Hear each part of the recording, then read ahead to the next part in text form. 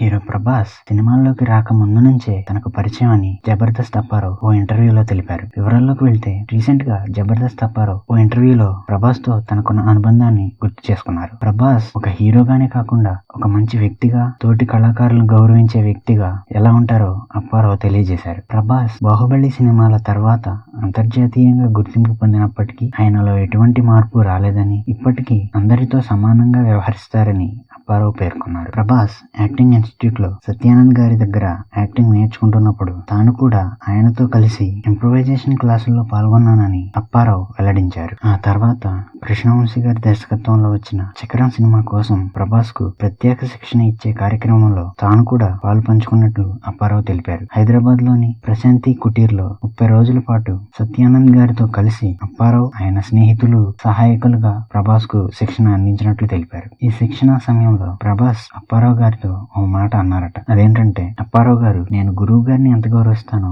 ఎంత అభిమానిస్తానో మీపై కూడా నాకు అంతే గౌరవం ఉంది అని ప్రభాస్ ఆయనతో అన్నారట. ఆ మాట తన మనసులో నిలిచిపోయిందని అప్పారావు తెలిపారు. అంతేకాకుండా ప్రభాస్ స్టార్ అయిన తర్వాత కూడా జరిగిన ఓ సంఘటనని అప్పారావు గుర్తు చేసుకున్నారు. బిల్లా సినిమా షూటింగ్ టైంలో అప్పారావు గారు లయ అనే సీరియల్ చేస్తున్నారట. షూటింగ్ గ్యాప్ లో ప్రభాస్ ని కలవడానికి వెళ్లారట అప్పారావు. అప్పుడు షూటింగ్ సెట్ లో ప్రభాస్ ఒక్కరే కూర్చుని ఉన్నారట. తాను వెళ్లి బాబు బాగున్నారా అని అడగగానే ప్రభాస్ కుర్చీలోంచి లేచి నిలబడి ఒక బాయ్ని పిలిచి తనకు కుర్చీ వేయించిన తర్వాతే ఆయన కూర్చున్నారని అప్పారావు చెప్పుకొచ్చారు. ప్రభాస్ ప్రదర్శించిన ఆ అద్భుతమైన గౌరవం, వినయంతో తన కళ్ళు చెమర్చాయని అప్పారావు తెలిపారు. ప్రభాస్ స్వభావానికి, ఇతరుల పట్ల ఆయన చూపే గౌరవానికి ఇది నిదర్శనమని అప్పారావు ప్రభాస్ ను కొనియాడారు. వీడియో నచ్చితే లైక్ చేసి మన ఛానల్ కి సబ్స్క్రైబ్ చేసుకోండి ఫ్రెండ్స్. Thank you.